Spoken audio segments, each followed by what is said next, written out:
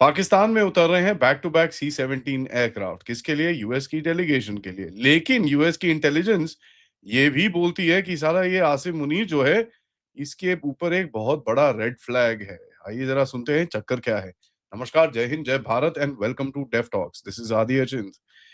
पाकिस्तान के होटल्स बंद हो रहे हैं। पाकिस्तान के होटल्स ने क्लोजर नोटिसेस देने शुरू कर दिए हैं और बोला है कि भैया आप यहाँ से निकलिए, प्लीज जाइए। ये देखिए, ये तो मैरियट वाला है और सरीना होटल का पिछली बारी निकला था, बट आज मैरियट का निकलना शुरू हो गया है कि साहब ये जा रहा है। जेम्स रॉबर्ट विल्सन ने फटाफट फटाफट चिट्ठियां बनानी शुरू करी हैं, लेकिन ये रिपोर्ट तो दूसरी तरफ से भी आ रही है कि भाई मेनी मेजर होटल्स जो अभी रिजर्वेशन ही नहीं ले रहे, पब्लिक ट्रांसपोर्ट बंद हो रही है एंड रावलपिंडी और इस्लामाबाद पूरी तरह से लॉकडाउन किया जा रहा है। नाउ लॉकडाउन करने का तो बड़ा इंटरेस्टिंग सा चीज है कि भैया अगर लॉकडाउन हो रहा है तो कोई कुछ तो चक्कर है, और ये चीज तो हमको पता है। यूएस की हाई लेवल डेलीगेशन ऑलरेडी यहाँ पर पहुंच चुकी है, पूरा तरह से जबरदस्त सिक्योरिटी लगा के, कोई 20 25 30 40 हजार सोल्जर्स लगा के इन्होंने अपने आप को वहां पर सेट करने की कोशिश करी है। लेकिन अब देखिए चक्कर क्या है। पाकिस्तान में जब भी आप ऐसे कोई काम करेंगे तो पाकिस्तान में टेढ़ी मेढ़ी चीजें होती होती हैं। उससे पहले, सबसे पहले मैं आपको ये सब दिखा देता हूँ। देखिए, डीसी रावलपिंडी ने बोला कि भाई private school, public good transport Rawalpindi में बंद हो जाता है। Further updates will be shared. Private personal vehicles are exempted. But कोई जाने जूने तो देगा नहीं, क्योंकि प्राइवेट प्राइवेट व्हीकल के अंदर किसी ने कुछ ऐसे टूंग टांग कर दिया तो ये रोते फिरेंगे इधर से उधर, इनको समझ में नहीं आएगा करना क्या है। C-17 बैक टू बैक उतर रहे हैं उसके अंदर।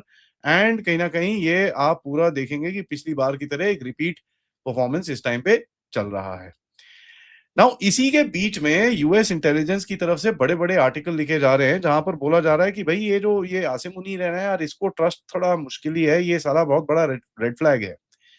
यूएस की इंटेलिजेंस बोल रही है कि यार ये बड़ा बदमाश है, क्योंकि ये डबल क्रॉस करता है। अब यहाँ पर मैं आपको थोड़ा रिमाइंडर कराना चाहता हूँ, क्योंकि लास्ट टाइम किसी ये अमेरिका के लिए किसी, क्या नाम है, जो जो पाकिस्तान की आर्मी की तरफ से किसी ने नेगोशिएशंस करी थी, तो एक जर्नैल गया था जिसका नाम है, आपको याद होगा, हामिद गुल। 2001 के अंदर अफगानिस्तान गया था, आईएसआई चीफ उस टाइम पे था वो, मुल्ला उमर से मिलके गया। एंड कहीं ना कहीं उस टाइम पे अमेरिका का मैसेज देने गया था क्या? अमेरिका का मैसेज देने गया था कि भाई साहब, ये जो ओसामा बिन लादेन है उसको जरा आप वापस करें। ठीक है जी। ओसामा बिन लादेन को वापस करने के चक्कर में वो गया था वहां पर। अब गया तो वहां पर था ही था, बट एक चीज बड़ा क्लियर है कि वो वहां पर गया, लेकिन वापस तो वहां पर जो बात करी वो तो बहुत ही कुछ डिफरेंट था। उसने वहां पर जाके बोला मुल्ला उमर को, भैया ऐसा है, आप कोई वापस वूपस मत करना, डोंट वरी, आप जरा लड़ो और इस्लाम की जीत होनी चाहिए, आप लड़ो। एक बारी फिर एक और आईएसआई चीफ और करंट आर्मी चीफ पाकिस्तान का, खेत मार्शल या फील्ड मार्शल आसिम मुनीर, जिसको बाय द वे अपनी पाकिस्तान की मिलिट्री एकेडमी में, माफ करिएगा बट उसको डिसीवर ही बुलाते थे ना, डिसीवर बुलाते थे, वो जा रहा है वापस आईआरजीसी और कहीं ना कहीं ईरान के अंदर बोलने के लिए कि भाई अमेरिका का मैसेज लेके। पहले तो यार इनका इनकी इनकी चिट्ठी पत्री तो ईरान ने पहले ही उतार दी, क्योंकि वहां पर जो ईरान की मीडिया ने जो रिपोर्ट करा वो बोलते हैं भैया आसिम मुनीर आए हैं अमेरिका का मैसेज लेके, तो अमेरिका का पोस्टमैन तो इन्होंने पहले ही बना दिया उसको। लेकिन चक्कर ये है कि वहां पर जाके भी कुछ डबल क्रॉस करने की कोशिश कर रहा है। एंड ये एक चीज तो भैया यूएस इंटेलिजेंस ने फ्लैग करी है कि यार ये ना, ये साला ईरान के साथ भी बड़ा क्लोज है, कोई भरोसा नहीं है, और ये रेड फ्लैग बहुत बड़ा हो सकता है।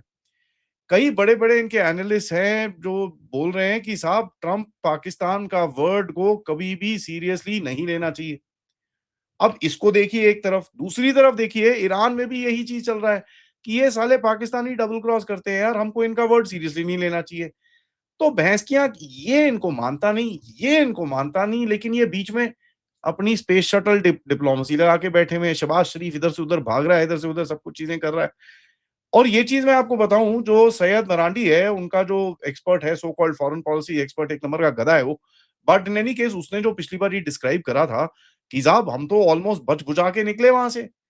बच बुचा के कैसे निकले? उसने ये बोला कि साहब देखो, हमारे तो जहाज हमको चेंज करने पड़े, हमारे रूट्स हमको चेंज करने पड़े।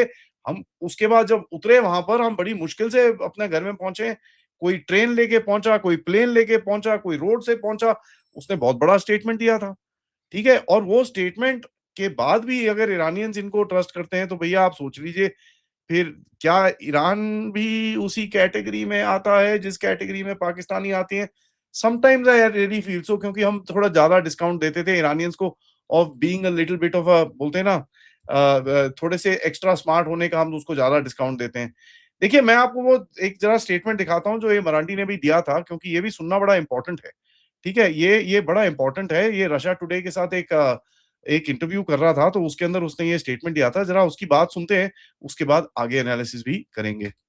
Well, the very fact that the negotiations ended very abruptly by Vance, and that it was simultaneous with the opinion piece in the Washington Post, which is a very important media outlet affiliated that is also that is always very close to the CIA. It has a history of being close to the CIA. That, in the opinion of the Iranians, sent a message. So I don't want to go into great detail, but the Iranians on the way back, they changed their plane. They secretly got into a different plane, and that plane on the way to Tehran suddenly diverted and landed very swiftly in Mashhad. And then we all came to Tehran by on by train, by car, and by bus. So the Iranians definitely felt threatened. Of course, to the credit of all the members of the delegation, everyone boarded the plane. No one wanted to stay in Pakistan, and everyone was willing to take the risk, just like the Iranians on the streets who, during the missile attacks, they took the risks and they remained steadfast on the streets. The delegation was very steadfast, and everyone was in very high.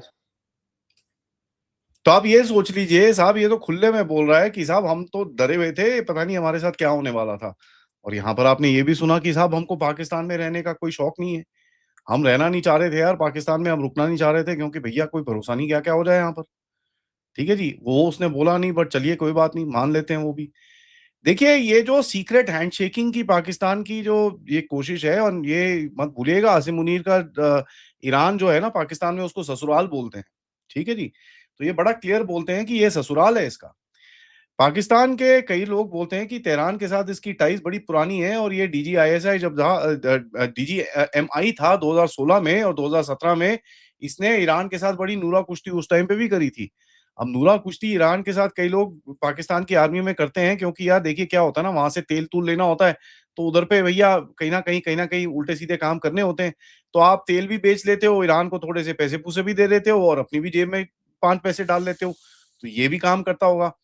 देखिए, ये personal interactions और ये personal this thing जो इसका ये जो equation चल रही है ट्रम्प के अकाउंट के अंदर, ये जो क्या नाम है, ट्रम्प क्रिप्टो के $10 मिलियन हर बारी कुछ कोई ना कोई डाल देता है, सरीना होटल अपना सॉरी रूज़वेल्ट होटल क्या नाम है आपका, न्यूयॉर्क के अंदर बेच देता है, इसके अंदर कहीं न कहीं कुछ एंगल है। And a lot of people in America are now starting to flag this.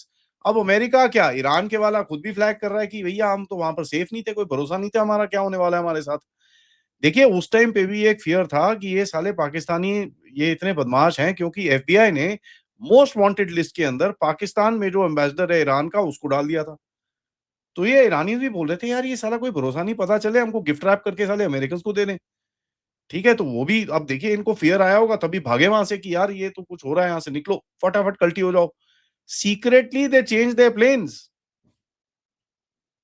ठीक है जी? अब मेरे को ये नहीं समझ में आता यार, आप इस्लामाबाद में थे। इस्लामाबाद से आप ज़रा लाइन ड्रॉ करेंगे, अगर मैं आपको मैप में भी दिखाऊँ, मैं आपको बड़ा क्लियरली दिखाता हूँ, थोड़ा-सा लॉजिक देखते हैं कि भई इस्लामाबाद में थे आप, इस्लामाबाद से आप जा रहे थे तेहरान, ठीक है? आप उसको ज़रा अब एक लाइन भी ड्रॉ करें इस्लामाबाद से तेहरान, तो यार आपको दिखेगा कोई भैया जो लैटीट्यूड है वो प्रीटी मच सिमिलर है। ये तो है नहीं कि भैया आपको इधर-उधर कहीं पता नहीं कौन-सी 25 जगह इधर-उधर जाना है और आपको पता नहीं क्या करना है, क्या नहीं करना। तो हम ज़रा एक फ्लाइट पाथ देख सकते हैं, इस्लामाबाद टू तेहरान कैसे फ्लाइट पाथ होना चाहिए, ठीक है? मैं आपको भी मैप से दिखा देता हूँ। तो इसमें and geography does play a role यार। ये है इस्लामाबाद, ये है तेहरान। अब ज़रा इसके बीच में एक अगर लाइन खींचे, तो यू विल सी देखिए यू नो इतना कोई वो लैटीट्यूड का डिफरेंस तो है नहीं।